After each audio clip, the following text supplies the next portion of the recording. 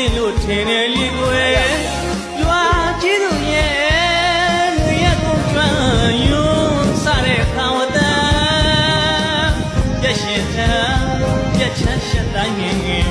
ဟုတ်ကလားမိုင်းနာမည်ဆိုရင်စိတ်ဆိုလို့ဓမ္မရန်ရွာလန်းဝေးကယူမယ်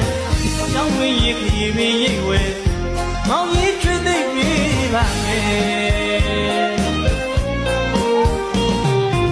မိုးယူနေထံခေါ်လာမကုန်းတကချုံရင်မောင်ကြီးရင်ဝဲနဲ့ပုံတဲ့လူရဲ့ငါ့ကိုခူးလိုက်တာတကယ်ဒီမှာညနေလာမှလို့ပြောတာပဲသိတယ်နော်လာမလို့ဘယ်ရဘယ်ရလက်ပေါက်